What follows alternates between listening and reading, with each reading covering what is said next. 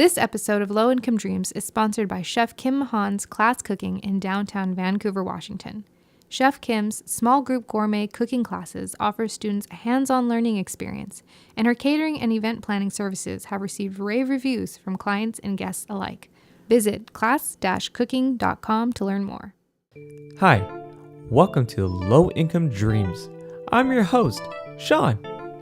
What you doing? I'm recording a show. Ooh, I want to help.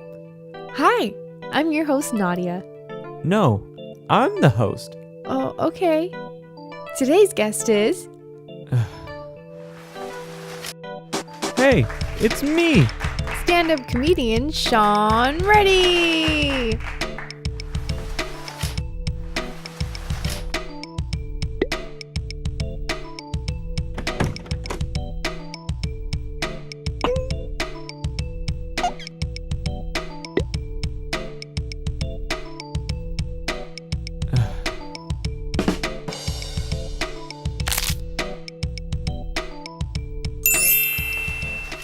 Hey everybody, welcome to Low Income Dreams. My name is Nadia Reddy. And I'm Sean Reddy. So Low Income Dreams is a show that we decided to create because we are following our dreams and we wanted to bring you guys interviews with people who are also following their dreams. People of all ages and occupations. The first question that we ask, because we have already filmed some interviews, is what's the dream and where are you at in your journey? And just to let you guys get to know Sean and I'm going to start off by asking Sean, what's the dream and where are you at in your journey? The dream for me is to, let's see here, make a career out of stand-up comedy. That'll be like the ultimate dream. Because, growing up, I had worked tons of jobs and just like everyone else, never really liked any of them. Yeah. And, So I think for me, comedy was one of the things growing up where I just really enjoyed just watching it on television, watching some of the comedians do their little 30-minute specials on Comedy Central and stuff like that. And who was your favorite comedian growing up? Well, see, that's kind of tricky because my favorite comedian actually wasn't even a stand-up comedian. It was Tom Green, and because he had that show on MTV, the Tom Green Show, and I thought it was hilarious because he was just pranking people the whole time, and he was like super goofy, and I was goofy, and so my mom actually didn't really like me watching Tom Green, and she used to be like, "Why are you watching it?" And then she sat down one day and watched it with me, and he did this one skit. It's a boy in a bubble. Basically, it's him in this big like beach ball, and he was saying that he has allergies but he always wanted to play softball. So he went to a field where they're playing softball, and he was just interrupting the game throughout the whole time, and then he just kept yelling, "I have allergies," and the umpire and all the players were pushing him in this big ass ball, and he looked like he was getting hurt. He used to piss people off. Oh, yeah. Oh my gosh. He was the best. And your mom flipped out when we got to go see Tom Green at Cobb's in San Francisco, and his mom, Sean's mom, was just freaking out. And then at the end she goes, how are your parents doing, Tom? Yeah, as if he was family. But yeah, it was fun. But then stand-up comedian wise, Aries Spears is my favorite stand-up comedian. But before Aries, because I got introduced to Aries through Mad TV. And I chose Mad TV over SNL any day because I thought it was hilarious. I thought it was so funny. I know this because Sean and I actually grew up together. Yes. And I loved him since I was 7. Yeah, like a creep. And I used to go over to his house with my mom to visit, and he would never be home when he was a teenager, so I would go through his room. Yeah. And there were Mad magazines everywhere. Mad magazines. Yeah. No Playboys. Nothing like just Mad magazine just and Mad Bone Thugs and Harmony CDs. Yep. And then every time I used to come home after she'll leave, I'll find out that my boxers were missing. That part's not true. He did not have boxers. He had panties. Well, my panties were missing. But yeah, Mad TV was where I got introduced to Aries Spears. But then watching all those Comedy Central presents, and Patrice O'Neal was like the stand-up comedian that I didn't watch on anything else but on the stand-up comedy, show. And he was hilarious on that thing. I thought it was the funniest thing because he was so edgy. Mm-hmm. Like he'll say things that makes you uncomfortable, and it was Yeah, hilarious. I know. I've heard of stand-up. Yeah. And I thought he was like the funniest stand-up comedian like ever, and just watching him, I fell in love with stand-up comedy, and I started watching all the other comedians on the show. I started doing my research and watching other comics, like looking at like Dave Chappelle, and then I think that's what kind of molded me in a way to like in the future to potentially do it, because the reason the way I got the idea of actually even trying stand-up was when we went to our first stand-up comedy which show, was actually Tom Green. which was Tom Green at the San Jose Improv. Yeah. And That's actually kind of surprising to say that, right? Because he had his own cable show, or not cable show, but he was on MTV. Yeah. And then he had his own cable show. And then like he's the first stand-up comedian that you go see. Well, wait, what? Like first live. Oh, well, no, stand-up yeah. comedy, So, yeah. well, his journey was just interesting, was because he did his own show on public access. That's what it was. Yeah. And then Cable TV, right? Is that right? Well, public access is actually local television. It's like PBS. Okay. But for Canada, and then MTV picked him up, and then after he left the show because of he had an illness and all this other stuff, he tried doing other like late night shows and all that, but then it was interesting because this is where I kind of figure out like you could do stand up anytime, or you could follow your dream anytime, was because he had his own show in his living room, which was like the Webovision. Mm-hmm. And I used to sit there in my bedroom watching his show on his website, right? It was like the first like YouTube live thing, but it was all on his own website, which was so cool. You go tomgreen.com and you can watch it, right? And like I believe it was either Norm Macdonald or Steve-O, or maybe it was both of them, but they were promoting their show, and they invited Tom to try it, because he has done stand-up comedy when he was younger, right? Oh, I didn't know that part. Yeah, he did stand-up when he was younger, and then he was like, yeah, sure, and he did it, and he fell in love, and then he went on air like a couple weeks later, and was like, you know what, guys, I'm actually gonna stop from this Webovision for a minute. I'm gonna focus on the stand-up, and that was like the first time that he was at the San Jose Improv, and we went, and we got to hang out with him. He gave me like a little video shout out and shit, right? Yeah. Because at the time I was a rapper, right? Yeah, we had a rap group. And Dreamers. We were dreamers. Gave him my CD. I don't know if you'd listen to it or not, but yeah. And then just talking to him, and then that's when we met Butch Escobar, because Who Butch opened for him. Butch was his feature. Yeah, he featured for him. I hung out with Butch, and then like talking to Butch about comedy and all that, and then he started inviting us to his shows, his like shows that he was doing in San Jose and stuff, and then just meeting all these other comedians. And then I always telling Nadia, like, you know what, I think I could do this one day. And then 7 years later, Nadia was like, yo, you need to grow some balls and finally do this, because you kept saying that. Oh my God, it was getting tiring. And I'm sure Butch was getting tired too. You're like, Butch, so I still want to do comedy. And he's like, oh. Yeah. Come on, man, just got an open mic. Yeah, exactly. I didn't know what an But he open did. mic He was. referred you to Penelope's in Oakland. Correct. Well, first it was because Nadia made me promise her to like hit the stage before my birthday. Before your 29th. And you did it 4 days, I believe, before your 29th birthday. Right. Because I was like, all right, fine, I'm going to do it, because my weakness is that if I give you my word, That's not a weakness. That's a strength. It's a strength, I guess. But I was like, all right, I guess I'll do it. And I lagged throughout the whole time until like literally like the day of. And then, which I had a joke, and then Nadia looked at it and was like, yo, this is not even English. Because I have terrible That's grammar. the writer in me. It was like, there are so many grammatical errors on here. So then Nadia actually wrote the joke. She made this joke for me. Did I? Yeah. Well, we like worked on it together, but you like perfected it. So basically it's like your joke. And so No, because he always joked. The joke was about me not having eyebrows. These are drawn on. I do a really good job at drawing them on.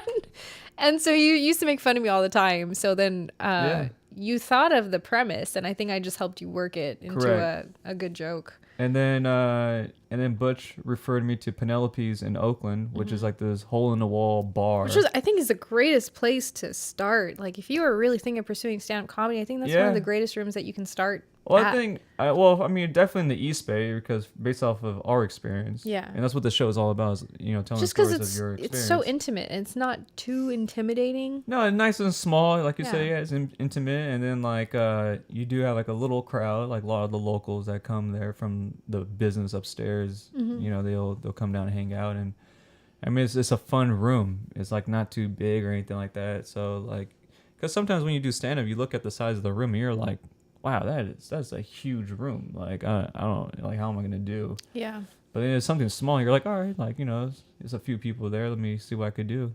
Yeah.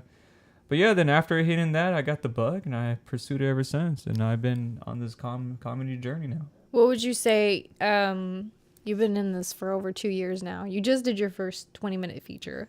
For Kabir Singh in Seattle. A feature for Kabir at the Underground in Seattle. Comedy Underground. Underground, which was so much fun. That was like, honestly, that was like a. Those are great shows. Comedy in Seattle is really, really cool. It's kind of like the Bay Area. Kind of like yeah. I would say it's kind of like the Bay Area. They have a similar vibe. I think mostly probably because they're both become tech cities now. Yeah. So you have very similar like minds, But I don't know, man. But Seattle was just fun. Like it was really fun. Because we ended up doing like 6 shows, and in 4 days. Yeah. And it was just like probably one of the best experiences that I have got to do in a long time. Just doing 20 minutes, because that was nerve-wracking for me, because I never done that before. I was nervous for you. I was sitting in the audience like, oh my God. But he practiced, and I mean, you practiced, and yeah. But you know what it was? It was like the first show, I was just like, oh, please God, let me like fulfill my time, right? Of good content, not just like some like, knock jokes, I really wanted to do a good 20 minutes. And I was working through it. And then like the second show, I worked a little bit better. And like the third, fourth, and fifth and sixth shows, it was like, wow, this is actually really fun. I was having more fun with the audience. I was really comfortable on stage. And I had like my structure of my set, like the way I could remember, basically. Yeah. And I just got to have fun. And it was really, really fun. So yeah, it was a good opportunity. So what's your goal now? My goal is to have a really good 30-minute set now.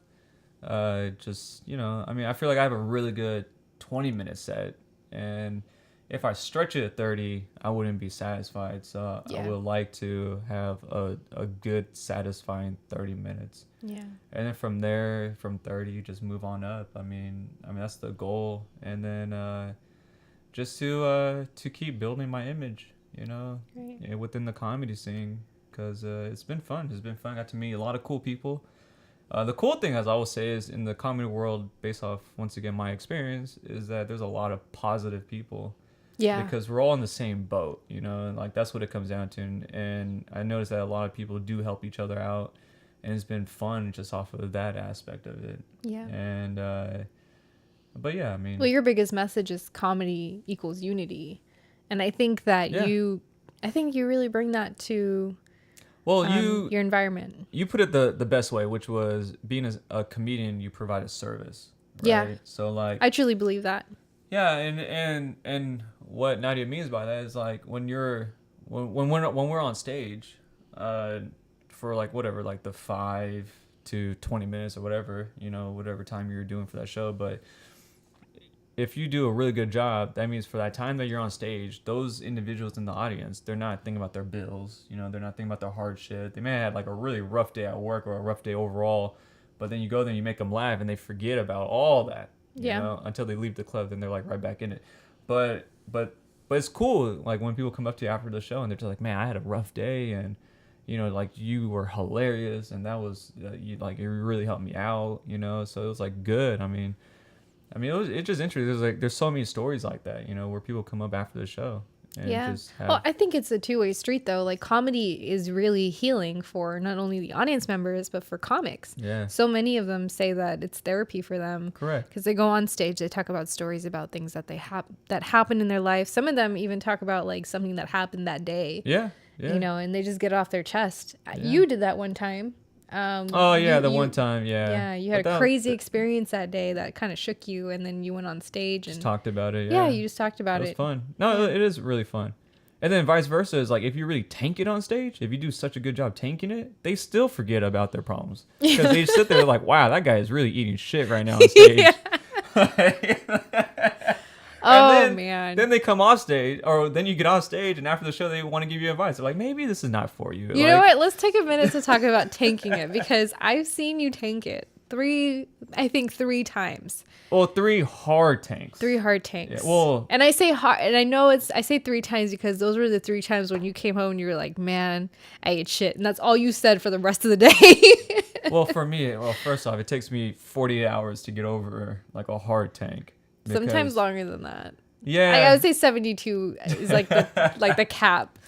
Yeah, well, because, first you go up there, you have all this confidence, and then you get off stage and you have no confidence. And that no confidence trickles down. Because, like, first off, by the time you get home, it's already, like, the next day, right? Yeah. And I know I'm no help because I'm very honest with you. And I'm like, man, you ate shit. Yeah. He's like, I ate shit. I'm like, yeah, you ate shit. Yeah. You'll be like, what happened there? But you'll get him next time. Yeah, you'll get them next time. And I was like, I don't want to hit the stage until, like, a couple of days from now. Yeah. Like, I'll put sweats on, like how I am wearing today, and just eat a tub of ice cream and watch Lifetime. It's not that extreme. But it is rough. I know that's rough. I've seen you go through it. I know that we've seen comics, they're good, but for some reason the audience just doesn't respond. They get off stage and they just feel so, what did I do wrong? What did I do? And it's not them sometimes. Sometimes it's the audience. Like they're giggling, but they're not laughing. So the comics will feel like they tank it. Yeah. But that is a hard thing to go through. Well, earlier in performing stand-up is, you're not really comfortable of doing like the crowd work or like really relating to the audience. You kind of just go up there and especially if you only have like 4 to 5 minutes when you first start off doing bigger shows, you just go up there and you just want to dive right into your material, right? And then I had like the one of the worst ones was when I went up on stage and I had this bit where I would include an audience name, right? And I asked the guy what was his name, and he said Sean, and it threw me off because at the end my callback is the audience member's name, and I'm just like, oh yeah, Sean, and people were like, wait, what? Like he just said his own name on stage, like. And then that's what I couldn't recover after that because literally that one bit was like 2 minutes long, and then so I have another 3 minutes, and I'm like, oh. Well, you tell stories. Oh, I think we should clarify that because some comics they'll tell like quick jokes, like set up punch, and then whereas you are a storyteller, right? And you have callbacks, which means that he'll tell a story and then he'll relate it back to another story that he told previously. Correct, because it'd be weird if you do a callback for a story that you haven't told yet on stage. That's later on in your set. I'm explaining what a callback is because when we first heard that, somebody was like, "Hey man, great callback," and me and you, I remember we came home, we were like, "What the hell is a callback?" Yeah. Sorry, YouTubing it and shit. Like, oh man, thank you. What? I think you're almost to your 30 minutes. That's great. I think you're almost there. But it's been fun. It's been fun. It has been. Yeah. I like the traveling part and seeing you grow as a comic, like seeing you get more comfortable on stage. That's the most fun is when you start. Sean will have these moments where he just go totally off script and it throws me off and I will just laugh and I have this he knows my genuine laugh and he can hear it from stage. Yeah. And it makes him feel good, but I love it when you go off script because it does throw me off. Well, it throws me off when the audience members they throw a curveball, I don't know, it's fun to interact. What you mean when they say something? Yeah, like sometimes if I do some crowd work and they do something that's that it's totally unexpected. Like just recently when I said I forgot what joke I said, but the audience member laughed or was like, oh, like she felt bad for me. And I was like, what are you, a therapist? And she was yeah. She was like, yeah, I am a therapist. I was like, oh shit. And I didn't know, I really didn't know what to say. That's other, true. That was at other the than, brewery in San Mateo. yeah, and I literally said, I was like, well, that's good because I usually use stand up as a way, for therapy, but maybe I might need some professional help. And I was like, we had to exchange the information. Everyone just started laughing off of that. But like stuff like that is like, Yeah. it's fun. It's really fun. Or like if you have a heckler, Yeah. like that one lady that kept just shouting in the middle of everyone's set. And then I was like, yeah, I tell a lot of stories about my wife on stage, and she goes, where is she? And I was like, she's upstairs recording my set right now. If you keep telling, she's gonna come down and beat the shit out of you. And everyone just erupted. And then they all looked up at me, and Yeah. I'm sitting there filming, like, oh shit. Yeah, but then she didn't say shit for the rest of the show though. That's like, I do feel like I get a little bit mad when people heckle during sets. Yeah. Because you guys spend a lot of time writing out material, practicing. Well, it throws off the vibe. Yeah. Yeah. And people, But then, I feel like more of you guys should just be like, hey, you want to come on stage? But then that again, if they happens. do come on stage, then what are you going to do, yeah, but then, I mean, so from my experience, the best way to handle a heckler is you either nip up in the butt right away by like just trashing them really quickly and just move on, or you just talk a little bit louder and you try and drown them out, because eventually they'll realize that they're not a part of the show, and then they stop. But, I like that approach. That's more peaceful. yeah. I guess. So what advice do you have for someone who wants to pursue stand-up comedy?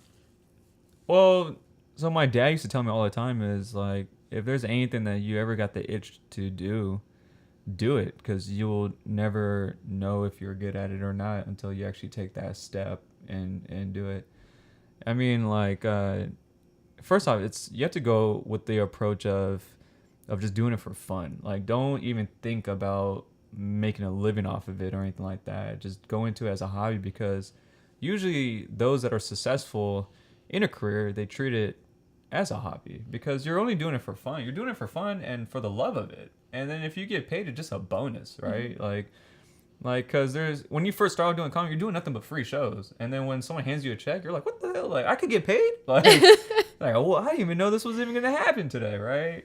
Like, I know. We come home, we're looking at the check like, man, you went up there for this many minutes and you got paid to do what you love. Yeah, exactly. Yeah. I mean, even if it's like $25, right? Or $10, it's like, because the way that I approach comedy is like, you go up on stage for like 10 minutes and you get paid $10, like, I mean, people make like $10 an hour, and that's not even that hour's worth. I mean, of course, yeah, you're going to the open mics and you're writing, you're practicing, you're doing other shows, but still for that one show, you get paid, $25, $10, or whatever the case may be, and you break it down by minutes, you're like, wow, like people don't even get paid this much hourly. Yeah. So it's like, it's really cool.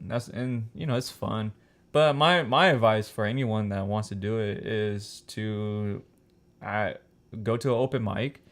Don't even like sign up to even do the open mic. I would just sit there and watch, just so you kind of like know what to expect when you do it, right? Because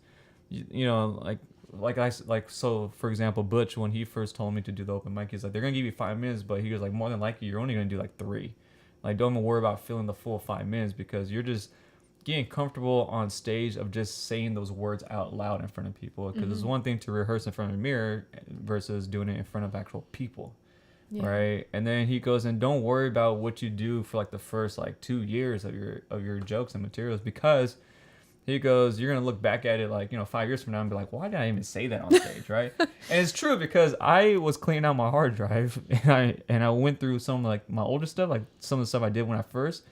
Man, it's so embarrassing. Because I'm up there just rapid fire, just saying things hella fast, right? And just like speeding it all up, messing up everything.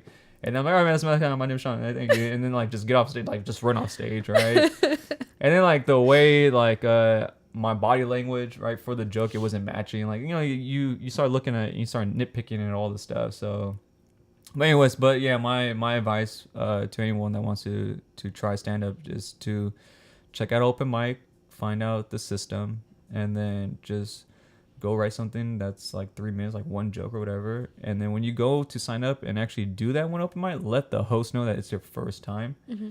You know, so that way, because some rooms they'll do a thing where if it's your first time there, everyone claps or everyone cheers or they do like a little chant or something like that. Just give you a little bit more confidence. Yeah, because it is a community, and a lot of people that go to open mic, they all know each other because these comics been in the game for like 5+ years, you know, and they go to like similar mics, you know, throughout those years, and they all know each other. So it's nice to see a fresh face, and so they all become really supportive. And even to this day, like the same group of comics that I did the open mic with, like they always check in, like how's it going, or you know, if I ran into them randomly at a show or at another open mic, they're like, man, how's it going? Like I haven't seen you in a while, and you know, so it's fun. It's really fun. But yeah.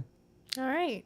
Well, that's all the time that we have for this episode. Catch us next time. Thank you guys for tuning in. Make sure you like, subscribe, follow us on Twitter, Instagram. You can donate to Patreon, and stay tuned. Yeah. Thanks. Thank you.